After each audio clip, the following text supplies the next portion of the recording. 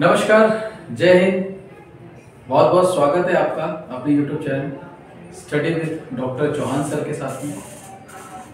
आज हम शुरू कर रहे हैं अपना क्लास 12 पॉलिटिकल साइंस का third chapter new centre of power, जिसका पार्ट 2 हम स्टार्ट करने वाले हैं। और इस पार्ट 2 में हम पढ़ेंगे ब्रिक्स और सार्क। चलिए स्टार्ट करते हैं। सबसे पहले हम बात करते हैं ब्रिक्स, BRIC। हालांकि बाद में ये ब्रिक्स बन गया था, लेकिन हम पहले ब्रिक की बात करेंगे। ब्रिक क्या था? 2009 यानी कि 16 जून 2009 में एक समिट हुई थी, और ये समिट हुई थी यंतेक्सबर्ग। स्पेलिंग में लिखते हैं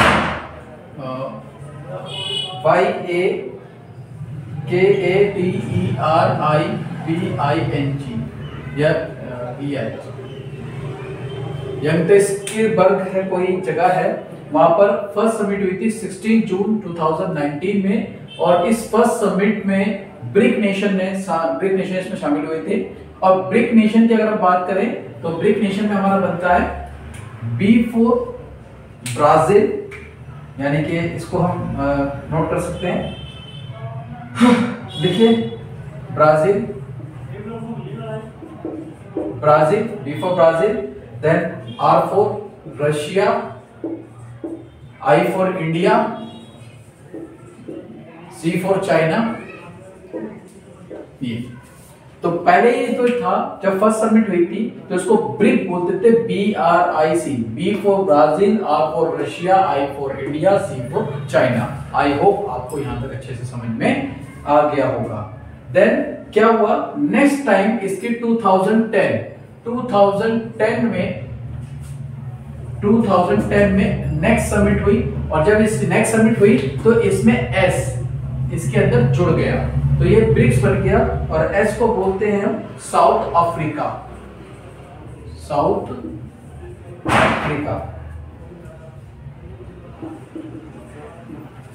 राइट, बेसिक स्ट्रक्चर समझ में आ गया होगा। ब्रिक की बात करें, ब्रिक आपके टॉपिक सिलेबस में नया टॉपिक ऐड हुआ है, ध्यान रखिएगा। इसमें कहीं से कहीं तक, मतलब ये आपकी पुरानी एनसीईआरटी में नहीं मिलेगा, ये नया ऐड हुआ है आपका। इसके नोट सॉल्यूशन आपको मिल जाएंगे, उसके हमने क्या रखी है, लेकिन आप फिलहाल समझते रहिए, आप स्क्रीनशॉट ले सकते हैं। ब्रिक की बात करें तो ये 2009 में इसकी फर्स्ट समिट हुई थी 16 जून में यंतेक्सबर्ग में। और ब्रिक की फुल फॉर्म बात करें तो B for Brazil, R for Russia, I for India, C for China. ये 4 देशों का एक ग्रुप था। और ये जो ग्रुप बनाया गया था सेम वैसे ही जैसे यूरोपियन यूनियन, आसियान बना था, तो इन्होंने भी आप एक बिजनेस पॉइंट ऑफ व्यू से एक ग्रुप तैयार किया था। देन 2010 को आया, 2010 में ब्रिक के साथ में S यानी साउथ अफ्रीका जुड़ गया, तो ये फिर बन गया ब्रिक्स, यानी इसको हम बोलते हैं ब्रिक्स नेशन। ब्रिक्स नेशन की बात करें ब्राजील, रशिया, इंडिया, चाइना और साउथ अफ्रीका। और ब्रिक्स नेशन के अगर हम इनके लीडर्स की बात करें, स्टेट लीडर्स की, तो ब्राजील के जो लीडर है, ब्राजील के लीडर हैं आपके जैर बोल्सोनेरो। रशिया की बात करें तो रशिया के वही व्लादिमीर पुतिन।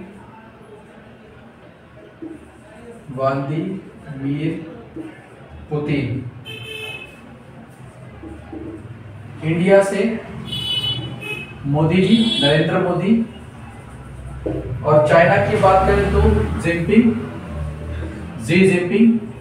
और साउथ अफ्रीका की बात करें तो साउथ अफ्रीका के जो है वो है आपके सिरिल रामाफोसा, CYRIL रामाफोसा, ये लीडर थे इसके। राइट, तो ब्राजील की बात करें जायर बोल्सोनेरो, और रशिया की बात करें तो व्लादिमीर पुतिन, इंडिया से बात करें तो नरेंद्र मोदी, चाइना के जी जिनपिंग, और साउथ अफ्रीका के सिरिल रामाफोसा इसके लीडर थे ब्रिक्स नेशन के। अब ब्रिक्स नेशन की अगर हम बात करें तो थोड़ा सा आप इसको समझ लीजिए, ब्रिक्स नेशन है क्या। ब्रिक्स नेशन 5 देशों का एक ऑर्गेनाइजेशन है। और इस ऑर्गेनाइजेशन की बात करें तो लगभग एक वर्ल्ड का 1/3 हिस्सा इन्हीं में आता है। तो इसका अगर एरिया की बात करें तो लगभग इसका एरिया जो है 39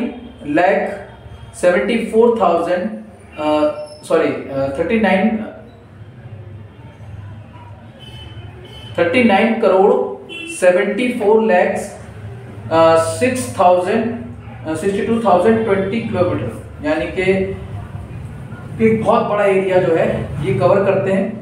लगभग पॉपुलेशन की अगर हम बात करें तो 3.2 बिलियन पॉपुलेशन इन्हीं कंट्रीज में है।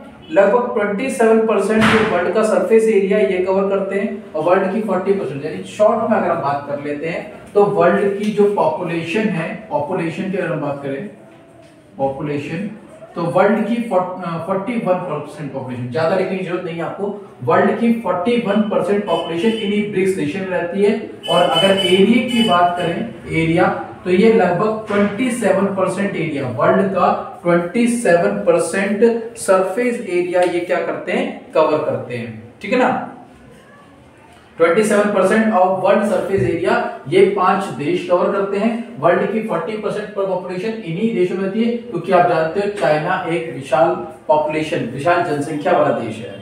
चलिए आगे बात करते हैं, इसका क्या था, देखिए दोबारा समझ लीजिए। Since 2009 the brick nation have an annually formation summit, यानी इन्होंने कहा था भाई हर साल हम क्या करेंगे, अपनी समिट रखेंगे। और अभी रिसेंटली बात करें तो 11th ब्रिक्स समिट जो है वो 13-14 नवंबर 2019 में होनी है।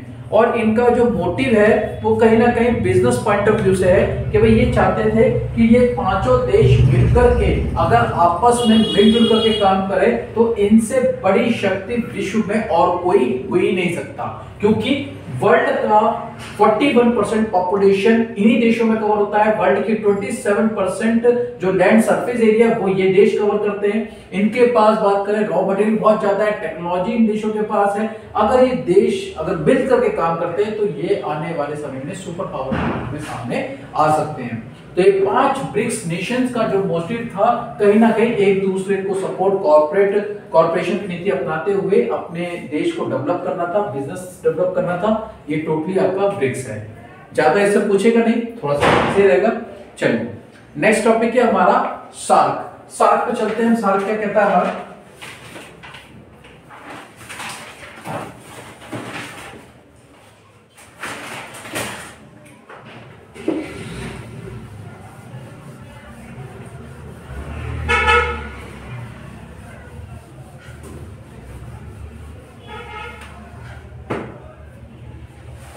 सार्क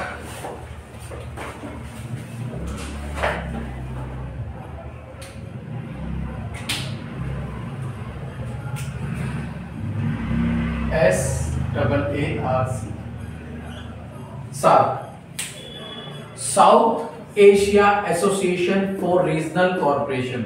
सार्क की फुल फॉर्म है south Asia association for regional corporation. कब बना था, दिसंबर 1985 में बना था। इसके अंदर में जो देश है वो है इंडिया, पाकिस्तान, नेपाल, भूटान,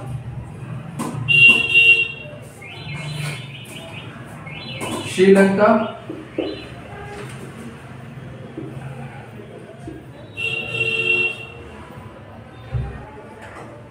मालदीव,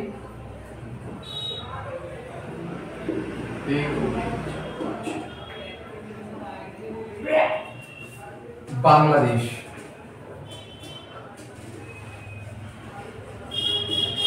7 कंट्रीज।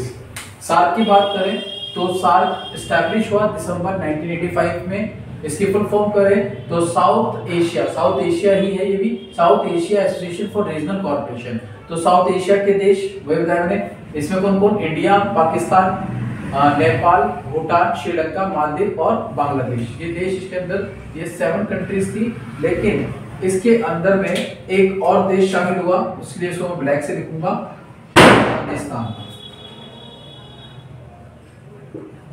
अफगानिस्तान। लेकिन ये कब शामिल हुआ, 2005 में, इसलिए थोड़ा सा अलग कर लिखा।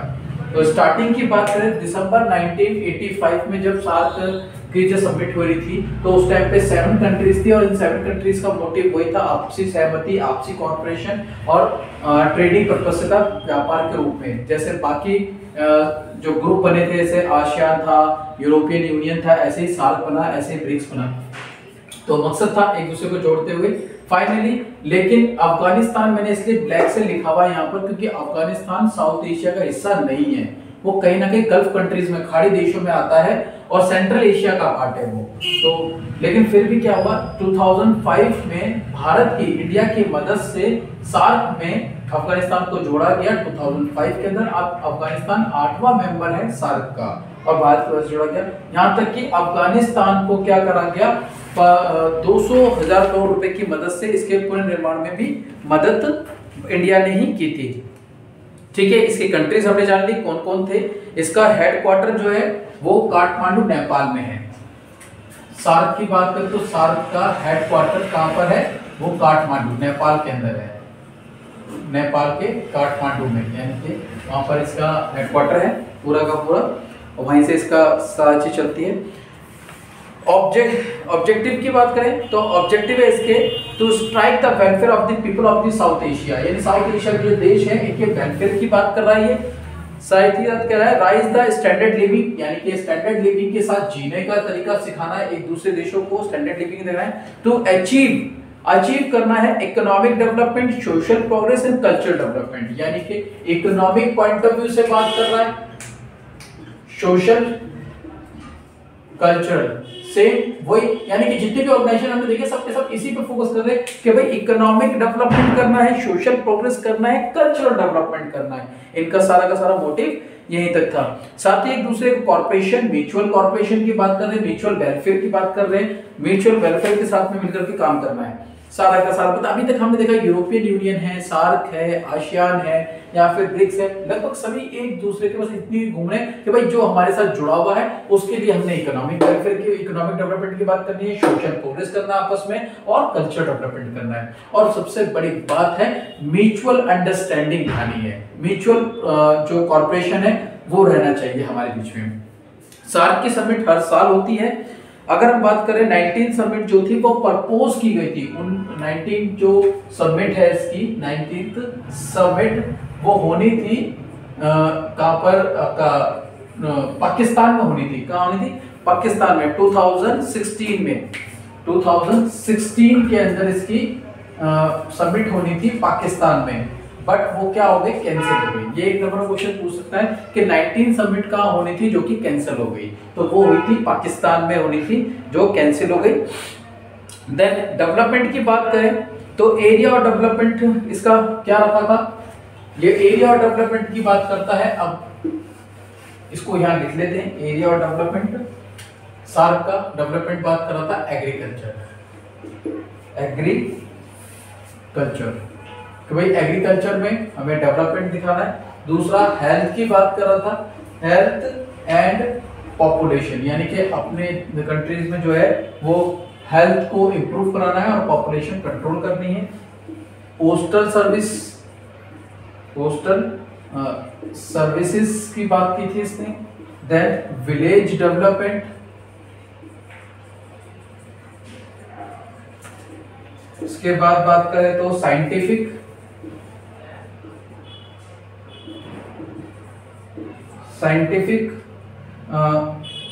And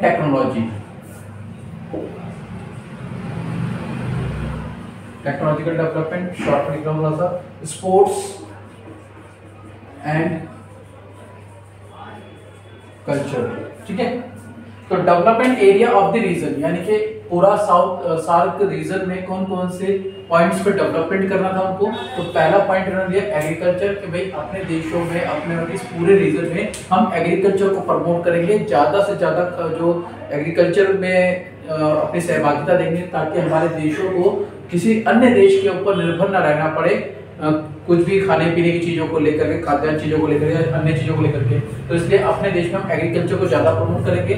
second health and population, क्योंकि सार्क नेशंस की बात करें तो यहाँ के देशों के पास हेल्थ के बड़ा इश्यूज रहता है, तो इन्होंने कभी म्यूचुअल अंडरस्टैंडिंग या कॉर्पोरेशन के साथ में हेल्थ इश्यूज को, मतलब जो डिजीज हो रही है उनको कंट्रोल करेंगे और हेल्थ को प्रमोट करेंगे भी, ज़्यादा लोग फिट रहे, फाइन रहे, और पॉपुलेशन कंट्रोल करेंगे। अभी आप देख भी रहे होंगे कि अब इंटरनेशनल योगा डे, कहीं ना कहीं इंडिया ने ही ये योग दिवस मनाना शुरू किया था और इंटरनेशनल लेवल का भी चल रहा है, वो हेल्थ को लेकर के चल रहा है। पॉपुलेशन कंट्रोलेशन की बात करेंगे, पॉपुलेशन कंट्रोल, क्योंकि जिस देश की जनसंख्या पॉपुलेशन कम रह होगी वो देश ज्यादा अच्छे से डेवलप होगा, तरक्की कर सकता है, ठीक है ना। अब पॉपुलेशन ज्यादा होगी तो क्या होगा, एग्जांपल देते हैं, जैसे मान लो आपके घर में आपने 4 लोगों का खाना बनाया है, 4 लोगों का खाना बना लिया, लेकिन अचानक ही आपके घर में 10 लोग बाहर से आ गए। अब जब 10 लोग बाहर से आ जाते हैं, मेहमान आ गए मान लो, तो अब खाना तो बना है 4 लोगों का, अब खाने वाले 10 और आ गए, अब क्या करें, या तो आपको उसे बाहर से उनके लिए कुछ खाने के लिए मंगाना पड़ेगा या घर में कुछ बनाना पड़ेगा। तो इतनी स्थिति आपकी होनी चाहिए कि घर के अंदर सब सामान मौजूद रहे तो आप खिला लो, और अगर आपके पास घर में नहीं है तो आप बाहर से मंगाओगे। तो ऐसे ही देशों का भी होता है कि अगर देश की पॉपुलेशन कंट्रोल रहेगी तो हमारे पास जो रिसोर्सेज है हमारे देश के नागरिक उसका यूज कर सकते हैं, साथ ही साथ हम दूसरे देशों को देकर के अपना डेवलपमेंट भी कर सकते हैं। लेकिन अगर हमारी पॉपुलेशन ज्यादा होगी और हमारे पास रिसोर्सेज कम होंगे तो उन जो पॉपुलेशन बढ़ रही है लोगों की जरूरतों को पूरा करने के लिए हम दूसरे देशों पर डिपेंड हो जाएंगे, उनसे चीजों को लेना शुरू कर देंगे। तो कहीं ना कहीं डेवलपमेंट किसका हुआ, दूसरे देश का, क्योंकि हम चीजें खरीद रहे ना कि बेच रहे। आई होप आपको अच्छे समझ में आया होगा। अगला है पोस्टल सर्विस। पोस्टल सर्विस अपना डाक सेवा वगैरह के लिए भाई इन्होंने कहा था कि वो उसको प्रमोट करेंगे, पोस्टल सर्विस अच्छे से बढ़ाएंगे। विलेज डेवलपमेंट, अपने देश में यानी अब सार्क नेशंस के जो रीजन है, उनके जो देश है, उनके जो गांव है छोटे छोटे, विलेज डेवलपमेंट की बात करें, क्योंकि कहीं ना कहीं कहते हैं कि जो गांव है वो बेसिक इकाई होते हैं और अगर गांव डेवलपमेंट हो जाएंगे तो बाकी सब चीजें अपने आप सुधर जाएगी। तो विलेजेस डेवलपमेंट पे बात करी इन्होंने। साइंटिफिक एंड टेक्नोलॉजी पे बात करी कि भाई हमको जो है वो साइंटिफिक वे में जा सके सोचना है, टेक्नोलॉजी को जितना हो सके उतना यूज करना है ताकि देश डेवलप हो, देश डेवलप हो, टेक्नोलॉजी रूप से मजबूत होना चाहिए हमारा देश। तो इसलिए उन्होंने साइंटिफिक और टेक्नोलॉजी पर ज्यादा फोकस किया, टेक्नोलॉजी मजबूत होनी चाहिए। Sports and culture, sports and culture की बात करें, स्पोर्ट्स का मतलब है कि भाई आपने जो गेम्स वगैरह है, स्पोर्ट्स वगैरह, उसको प्रमोट कीजिए, कल्चर को प्रमोट कीजिए, कल्चर को प्रमोट करना है। अभी जैसे अभी एक बात चल रहा है अपना एक भारत श्रेष्ठ भारत। एक भारत श्रेष्ठ भारत में क्या है कि इंडिया के अंदर बात है, एक भारत श्रेष्ठ भारत के अंदर एक स्टेट को दूसरे स्टेट के साथ जोड़ दिया है। जैसे हम बात करें दिल्ली को सिक्किम के साथ जोड़ दिया गया है, तो दिल्ली के जो स्कूल हैं वो सिक्किम पर प्रोजेक्ट बनाते हैं, यानी कि उनके जो वहाँ का कल्चर है या जो भी उनके ट्रेडिशन वगैरह है उनके ऊपर अपना उस पर वर्क कर रहे हैं, काम कर रहे हैं, प्रोजेक्ट बना रहे हैं। ऐसे ही सिक्किम को दिल्ली को दिया है, तो ताकि एक स्टेट को दूसरे स्टेट से रिलेट करते, इसी को एक भारत श्रेष्ठ भारत इंडिया में चल रहा है। तो कहीं ना कहीं ये वर्ल्ड लेवल पे भी बात करें तो स्पोर्ट्स एंड कल्चर की बात करें, यानी कि एक दूसरे के कल्चर को समझना, आदान प्रदान करना। तो ये पूरा का पूरा हमारा सार्क था। आई होप आपको सार्क अच्छे से समझ में आ गया होगा। अगला जो टॉपिक है हमारा वो है रशिया, चाइना और इजराइल। रशिया, चाइना, इजराइल, ये 3 टॉपिक जो है हम इसे अगली वीडियो में कवर करेंगे। फिलहाल हमने पार्ट 2 में आज जो देखा वो ब्रिक्स नेशन देखा, सार्क देखा। अच्छा, इसमें एक क्वेश्चन और आपसे पूछ सकता है, क्वेश्चन बताइए तो कैसे पूछेगा आपसे, या तो सार्क के बारे में पूछेगा या फिर ये पूछ सकता है कि who is the more success SAARC और आसियान, यानी कि सार्क ज्यादा सक्सेस हुआ है या फिर आसियान ज्यादा सक्सेस हुआ है। तो इसको मैं अब यहाँ पे आपका लिख ही देता हूं कि भाई क्यों कौन सा ज्यादा सक्सेस हो गया है। चलिए, ASEAN, ASEAN, ASEAN, association for south east Asian nation, और SAARC, south east Asian south Asia association for regional corporation. तो दोनों की बात करें तो दोनों में से सक्सेस ज्यादा कौन सा है, तो हम बात करेंगे जो सबसे ज्यादा सक्सेस है वो है आसियान। सार्क इतना सक्सेस नहीं हो पाया। क्यों नहीं हो पाया? क्यों? वजह देखिए, वजह ये रही कि इंडिया इन सब में सबसे बड़ा देश है और इंडिया की इन देशों के साथ नहीं बनती, इंडिया की पाकिस्तान के साथ नहीं बनती, कहीं न कहीं नेपाल से भी कभी कभी हमारी कुछ खटपट हो ही जाती है, श्रीलंका के साथ हमारी नहीं बन पाती है, बांग्लादेश के साथ नहीं बन पाती है। तो कहीं ना कहीं ये देखते हैं कि सार्क के जो देश हैं वो आपस में ही लड़ते झगड़ते रहते हैं, ठीक है ना। कैसे? पाकिस्तान के साथ तो हमारी लड़ाई रहती है, आपको पता ही है। अगर हम नेपाल की बात करें तो नेपाल को कहीं ना कहीं ऐसा फील होता है कि नहीं, इंडिया जो है उसकी मार्केट को यूज कर रहा है, छोटा देश हूं तो कब्जा करने की सोचता है, मतलब ऐसा फीलिंग उसको शायद आती होगी। और इंडिया को ऐसा लगता है कि चाइना ज्यादा इंटरफेयर कर रहा है नेपाल के अंदर, नेपाल से जहां नेपाल को चाइना की ज्यादा नजदीकियां बढ़ रही है, जो कि इंडिया के लिए खतरा हो सकती है। तो इसलिए नेपाल और चाइना की इंडिया की कभी कभी तनातनी हो जाती है, हमेशा नहीं रहती। हालांकि इंडिया और नेपाल के इतने अच्छे रिलेशन हैं कि अगर आपको नेपाल घूमने जाना हो ना, नेपाल देश है जबकि वहां पे कोई वीजा पासपोर्ट लगते हैं, इंडिया का कोई भी बंदा नेपाल कभी भी जा सकता है, कभी भी आ सकता है, वहां वीजा पासपोर्ट की जरूरत नहीं होती है, इतने अच्छे संबंध है। लेकिन फिर भी कहीं ना कहीं चाइना से नजदीकी के मामले में इंडिया से थोड़ी सी खटपट हो जाती है नेपाल की। आगे बात करें भूटान से भी थोड़ा सा होता है, लेकिन भूटान में जो टेक्नोलॉजी की बात है वो इंडिया की मदद से हो रही है, और एक एजुकेशन का एक बड़ा हब इंडिया की मदद से ही भूटान में चल रहा है, तो भूटान से भी हमारे संबंध अच्छे हैं। श्रीलंका की बात करें तो श्रीलंका के अंदर, श्रीलंका के साथ हमारे संबंध थोड़े से हैं, वो थोड़ा सा तमिल्स वगैरह को लेकर के, क्योंकि ये आपको अलग चैप्टर पढ़ाऊंगा जब श्रीलंका पढ़ेंगे हम, सिंघाली और लिट्टे के बारे में, तो उसकी वजह से थोड़ा सा रहता है इंडिया का श्रीलंका के साथ रिलेशन खराब है। मालदीव से ठीक है हमारे रिलेशन, बांग्लादेश के साथ हमारे रिलेशन खराब है। बांग्लादेश के साथ जो रिलेशन थोड़े से खराब है वो क्यों है, एक तो गंगा जल के बंटवारे को लेकर के है, दूसरा चकमा शरणार्थी को लेकर के है, और जो मतलब जो रिफ्यूजी वगैरह जो अपना घुसपैठ वगैरह करते हैं उनकी वजह से है, तो बांग्लादेश के साथ रिलेशन खराब है। तो अब ये 7 नेशन का ग्रुप है जो आपस में म्यूचुअल कॉर्पोरेशन की बात कर रहा है, डेवलपमेंट की बात कर रहा है, ट्रेडिंग की बात कर रहा है, लेकिन इसके अधिकतर देश तो आपस में लड़ झगड़ रहे हैं। जब अधिकतर देश आपस में लड़ेंगे झगड़ेंगे तो वो डेवलपमेंट क्या कर पाएंगे। तो कहीं ना कहीं अगर कंपैरिजन की बात की जाए तो आसियान ज्यादा सक्सेस है सार्क के कंपैरिजन में।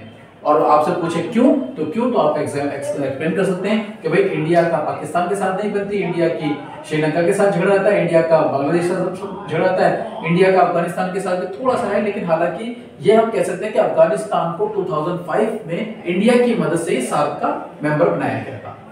आई होप आपको बहुत अच्छे से समझ में आ गया होगा सार्क और ब्रिक्स वाला। फिर भी कोई डाउट हो तो आप कमेंट सेक्शन में हमें कमेंट करके पूछ सकते हैं। आपके डाउट्स को क्लियर करना हमारी फर्स्ट प्रायोरिटी है, पहली जिम्मेवारी रहेगी, और आपके डाउट्स को हम क्लियर करेंगे। ऐसे ही आप अपना प्यार देते रहिए, जुड़े रहिए आप study with doctor Chauhan sir के साथ में। मिलते हैं नेक्स्ट वीडियो में। नमस्कार, जय हिंद।